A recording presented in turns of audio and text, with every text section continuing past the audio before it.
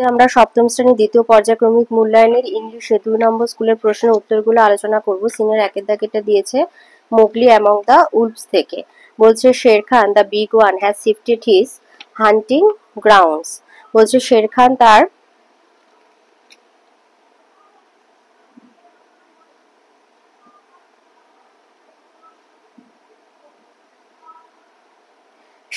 তার শিকারের জায়গা বদল করেছে। He will hunt among these hills for the next moon, so he has told me. আগামী পূর্ণিমা অবধি সে এই পাহাড়ে শিকার করবে আমাকে বলেছে। শের খান was the tiger who lived near the Wengunga river 20 miles away. Sher Khan হলো একটি বাঘ যে 20 মাইল দূরে অবস্থিত ওয়েনগুঙ্গা নদীর কাছে থাকে। He has no right, তার কোনো অধিকার নেই। Father began angrily. তো বাবা নেকড়ে রাগাত্মকভাবে বলতে শুরু করলো যে তার কোনো অধিকার নেই। By the law of the jungle, জঙ্গলের নিয়ম অনুসারে he has no right to change his quarter without due warning. আগে থেকে সাবধান না করে শিকারের জায়গা পরিবর্তন করার কোনো অধিকার তার নেই। He will frighten all game within 10 Miles. এখানে গেম মানে শিকার, সমস্ত শিকার 10 মাইলের মধ্যে সমস্ত শিকারকে সে ভয় পাইয়ে দেবে। And I have to kill for 2 these days, এবং আমাকে এই কদিন দুজনের জন্য শিকার করতে হবে। I go, said Tabaqui quickly. Tabaqui তাড়াতাড়ি বলল আমি যাই। You can hear Shere Khan below in the thickets. বলছে বুশের মধ্যে তুমি শের খানের শব্দ শুনতে পাবে। ফাদারহুড লিসেন্ড, বাবা নেকড়ে কান খাড়া করে শুনলেন। বিলো ইন দ্য ভ্যালি, নিচের উপত্যকায়, that ran down to the river, he heard the dry, angry, snarly whine of a tiger. যেদিকে উপত্যকা নদীর দিকে গেছে, নিচে যে উপত্যকা নদীর দিকে গেছে সেখানে একটা বাঘের রুক্ষ ক্রুদ্ধ কর্কশ গর্জন শুনতে পেল। The fool, said father wolf. বাবা নেকড়ে শের খানের উদ্দেশ্যে বলল বোকা। To begin a night's work with that noise. বলছে রাতের শিকার করতে রাতের কাজ ওরকম চেঁচামেচি করে শুরু করছে। Does he think that our বাক্স, এখানে বাক্স মানে ডিয়ার, হরিণদের কথা বলছে। আর লাইক হিজ ফ্যাট ওয়েনগুঙ্গা বুল্ক, বুল্ক মানে মহিষ আর কি, বুনো মোষ। ওয়েনগুঙ্গা নদীর ধারে যে সমস্ত মোটা বুনো মোষ থাকে, বলছে আমাদের হরিণ কি তাদের মতো মনে করে? Harsh, it's neither bullock nor buck, he hunts tonight, said mother wolf, it's a man. চুপ, সে আজ রাতে কোনো বলদ বা হরিণ শিকার করছে না, মা নেকড়ে বলল একটা মানুষ শিকার করছে। তো এতে আছে complete the following sentences with information from the text. আইতে বলেছে Shere Khan will hunt among these hills for the next moon. Number 2 হবে father wolf was angry with Shere Khan because he would frighten all game within 10 miles and change his hunting grounds without due warning.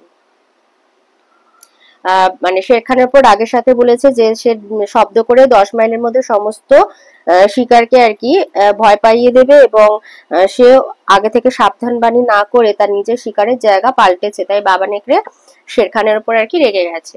তো বিতে true false বলতে হবে আর supporting statement. আইতে বলেছে as per mother Wolf, মা নেকড়ে অনুযায়ী Shere Khan would hunt a man to that night.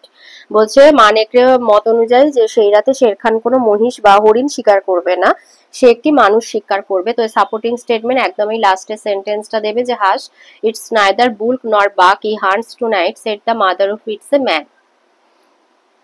Number সিতে আসি।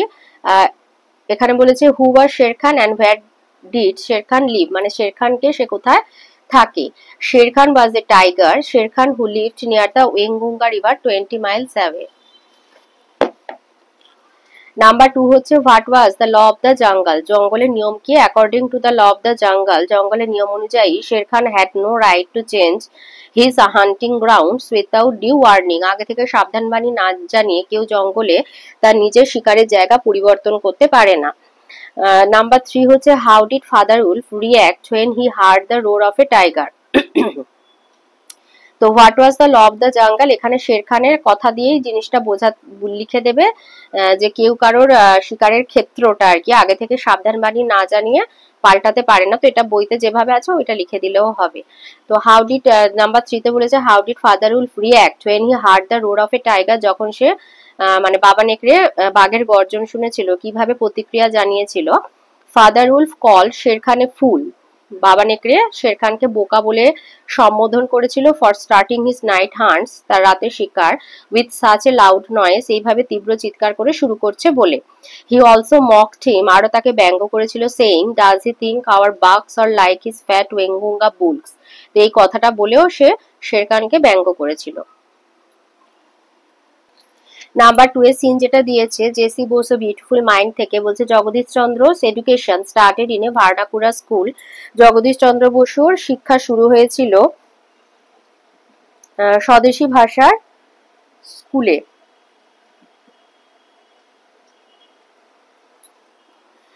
বিকজ কারণ his father believed that one must know one's mother tongue before learning any other language. তো জগদীশ চন্দ্র বসুর বাবার মতে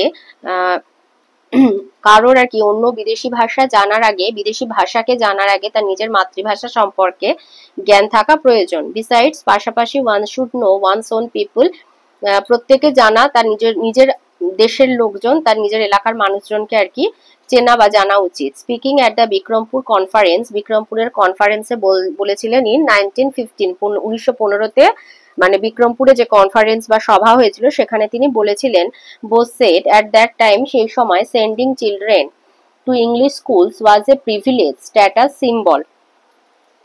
তো সেই সময়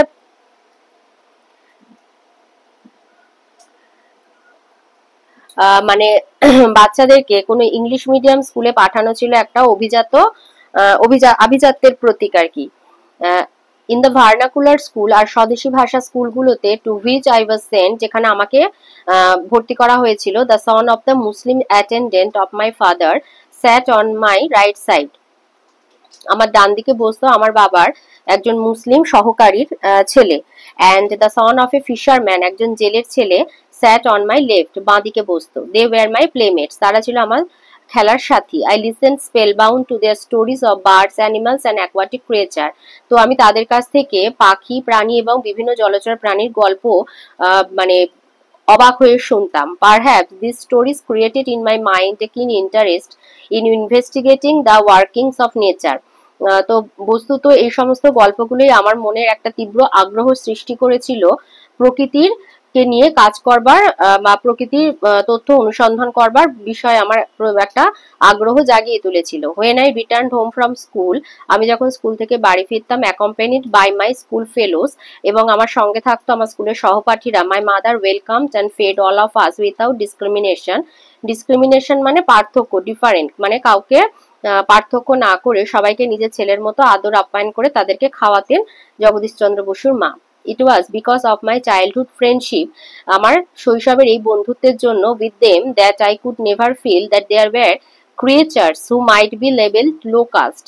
তো আমার মনে হয় ছোটবেলার এই সঙ্গীদের সাথে সান্নিধ্য লাভের জন্য আমার মনে হয় যে নিচু জাতি বলে কোনো রকম প্রাণী থাকা উচিত নয়, বা কাউকে আর কি চিহ্নিত করা উচিত নয়। I never realized that there were existed a problem common to the two communities. আমি মানে কখনো অনুভব করিনি যে দুটো সম্প্রদায়ের মধ্যে কখনো কোনো সমস্যা বর্তমান থাকা উচিত। হিন্দুস অ্যান্ড মুসলিম, এই দুটো সম্প্রদায় হচ্ছে হিন্দুস আর মুসলিম। এতে আছে complete the following chat with information from the text, action আর রিজন। রিজন বলছে his father believed that one must know one's mother tongue before learning any other language, মানে বাবার মতে প্রত্যেকের আর কি নিজের মাতৃভাষা জানা উচিত অন্য কোনো ভাষা, বিদেশি ভাষা শেখার আগে। তার জন্য sent to A vernacular school, তাই জন্য লেখককে একটা ভার্নাকুলার বা স্বদেশী ভাষা স্কুলে পাঠানো হয়েছিল। Number 2, Bose's interest developed in investigating the workings of nature, প্রকৃতির কাজকর্ম নিয়ে মানে তো ইনভেস্টিগেট করা মানে হচ্ছে খোঁজাখুঁজি, যেটা আর কি বলা হয়, যে কিভাবে কি কাজ হচ্ছে না হচ্ছে এইগুলো খোঁজাখুঁজি করার যে আগ্রহ তার মধ্যে জন্মেছিল, এর কারণ হচ্ছে listening to his friend stories about birds, animal and aquatic life. বিতে বলেছে অ্যান্সার দ্য ফলোইং কোশ্চেন, আইতে বলেছে who were little Jagadish Bose playmates, কারা ছোট জগদীশ চন্দ্র বসুর খেলার সাথী ছিল। Little Jagadish Bose playmates were the son of his father's Muslim attendant and the son of a fisherman. Number টুতে বলেছে what did Bose mother do when he brought his friend home from school, যখন জগদীশ চন্দ্র বসু তার বন্ধুদের নিয়ে বাড়ি আসতেন তার মা কি করতেন? Bose's mother welcome and fed all of them without discrimination. থ্রিতে বলেছে what was a privilege status symbol in Bose childhood days, বোসের শৈশবের দিনে তোমার আভিজাত্যের প্রতীক কি ছিল? আভিজাত্যের মানে সামাজিক আভিজাত্যের প্রতীক কি ছিল? Sending children to English school was considered A privilege status symbol. এবার থ্রিতে আনসিনে আসি, এখানে বলেছে আওয়ার অ্যানসেস্টার্স, মানে আমাদের অ্যানসেস্টার্স হচ্ছে যারা আর কি প্রাচীন আমাদের প্রতিনিধি, had great difficulty in getting books, তারা বই পাওয়া, তো বলছে যে আমাদের যারা পূর্বপুরুষ ছিলেন তাদের আর কি বই পেতে খুবই সমস্যা হতো আর কি। নাও এখন our difficulty is what to read, এখন আমাদের সমস্যা হচ্ছে আমরা কি পড়বো আর কি। There are books and books but our hours of reading are very few, মানে এখন বইয়ের প্রাচুর্য আছে কিন্তু আমাদের পড়ার সময় হচ্ছে কম। দেয়ারফর সুতরাং চয়েস বিকামস এসেনশিয়াল, তাই বেছে বেছে বই আর কি বাছার মানে বই বাছাটা আর কি প্রয়োজন হয়ে পড়েছে। তো বলছে we should be very careful about what we read, তো আমাদের খুবই সতর্ক হয়ে পড়া উচিত যে আমরা কি পড়ছি। দেয়ার আর বুকস হুইচ পয়জন, কিছু বুক আছে যেটা ক্ষতিকর, আওয়ার পয়জন আওয়ার লাইফ, আমাদের জীবনে ক্ষতি করে, বাই সাজেস্টিং ইভিলস, কিছু খারাপ কাজকর্মের কথা মানে করার জন্য অনুপ্রাণিত করে আর কি। We should keep them at arms length, মানে আর্মস লেন্থ মানে আমাদের হাতের নাগালের বাইরে রাখা উচিত সেগুলোকে। We should read only those books which have stood the test of time, তো সময়ের বিবেচনায় আমাদের সেই সমস্ত বইগুলি শুধু পড়া উচিত। Such books are great classics like the Ramayana and the Gita, তো এরকম কিছু মানে মহান ভালো বই আছে যেমন Ramayana Gita. They contain the wisdom of our sage and saints, আমাদের সাধু সন্ন্যাসীদের জ্ঞান বুদ্ধির কথা এই সমস্ত বইতে আছে। They have appealed mankind from generation to generation, এবং এইগুলো আর কি যুগ যুগ ধরে মানুষকে আগ্রহ জাগিয়েছে, অ্যাপিল করেছে মানে তাদেরকে পড়ার জন্য তাদের মধ্যে একটা ইচ্ছা জাগিয়ে তুলেছে। Reading of such books has promoting influence on our mind and character, এই সমস্ত বইগুলো পড়লে আমাদের মন এবং চরিত্রের আর কি চরিত্র প্রভাবিত হয়। It gives a spiritual enjoyment, আমাদের আধ্যাত্মিক অনুভূতি জাগায়। This book gives us instruction with entertainment, আনন্দের সাথে সাথে আমাদের কিছু জ্ঞান দেয়, আমাদের কিছু মানে উচিত কাজ শেখায়। They represent our ancient culture, আমাদের প্রাচীন সংস্কৃতি প্রতীকেরা। They set before us high ideals to follow, আমাদের সামনে একটা আইডিয়াল মানে আমাদের একটা সামনে একটা মূর্তি ধরে, আমাদের সামনে একটা ছবি তুলে ধরে যেটাকে আমরা অনুসরণ করতে পারি। They are our best friend, best guide and the best treasure, তো এরা হচ্ছে আমাদের সব থেকে প্রিয় বন্ধু, আমাদের গাইড মানে হচ্ছে আমাদের যে মানে পথ দেখিয়ে নিয়ে যাবে এবং আমাদের সব থেকে মূল্যবান সম্পদ। তো এতে আছে চুজ দ্য কারেক্ট অল্টারনেটিভ, সাইতে বলেছে classic books gives us spiritual enjoyment. Number 2, classical books contain the wisdom of both A and B হবে saints and sage. Number 3 তে we should avoid the books which poison our lives by suggesting evils. 4 এ বলেছে we should be selective because there is a great number of books available to us. আচ্ছা, true ফলসে আসি, supporting statement এখানে দিতে হবে। তো এখানে আইতে বলেছে classic books are A mixture of directions and amusement, এটা ট্রু। এ সাপোর্টিং স্টেটমেন্টটা এটা দেবে যে this books gives us instruction with entertainment. Number 2 বলেছে for our ancestors it was hard to get books, এটাও ট্রু। একদম ফার্স্টের যে লাইনটা ছিল সেটাই হচ্ছে সাপোর্টিং স্টেটমেন্ট, এই যে our ancestors had great difficulty in getting books, এটাই হচ্ছে সাপোর্টিং স্টেটমেন্ট দেবে। সিতে বলেছে অ্যান্সার দ্য ফলোইং কোশ্চেন, আইতে দিয়েছে name two great classical of India, classics of India, the Ramayana and the Gita. Number 2 বলেছে give one reason why should read great classics, এই সমস্ত বইগুলো আমরা পড়বো কেন। They contain the wisdom of our sage and saints and gives us spiritual enjoyment.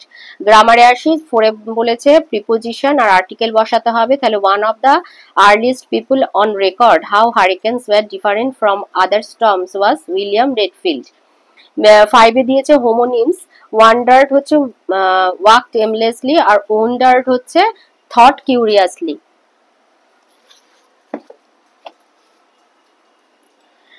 6 এ দিয়েছে do as directed, আইতে বলেছে fill in the blank correct form of নাউনের বসাতে হবে। Tagore is my favourite poem, poetess মানে মহিলা কবি, পোয়েট হচ্ছে কবি, পোয়েটেস মহিলা কবি। Number 2 don't try to look innocent, apostrophe বসাতে হবে, তো এইভাবে লিখবে। নাম্বার 3 তে দিয়েছে option, correct option fill in the blank, my অথবা mine, that is not my dog, mine is blue in colour, sorry bag, that is not my bag, mine is blue in colour. 4 এ দিয়েছে change the voice, is fish eaten by Sudeshna,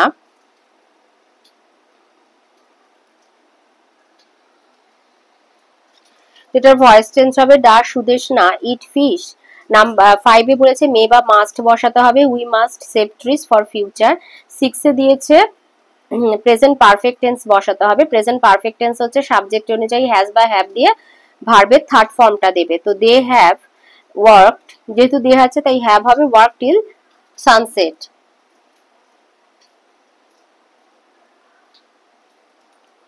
7 এ বলেছে the smell of the perfume is as sweet as days, এটা appropriate simile দিতে বলেছে। আচ্ছা 7 এ হয়েছে synonym দিতে হবে, ওই আনসিন প্যাসেজ থেকে ক্রুশিয়াল হবে এসেনশিয়াল, ওয়েলথ হবে ট্রেজার। 8 এ রাইটিং এ দিয়েছে write a letter to year class teacher requesting him to enlist your name as a participant in the annual sports, mention the event. To the class teacher, তোমার নাম, class, section দিয়ে দেবে, স্কুলের নাম দেবে, subject হচ্ছে request for participation in annual sports, লিখবে respected madam, I hope you are doing well, I am writing to request you to kindly enlist my name as a participant in the upcoming annual sports day. I am interested in taking part in the following events: 100 meter race একটা, দুটো হচ্ছে long jump, 3 হলো relay race, 4 into 100 meter. I assure you that I will practice diligently and follow all rules. Kindly allow me to participate. Thanking you. Yours obediently বলে তোমার নাম, role, class, section আবার দিয়ে দেবে।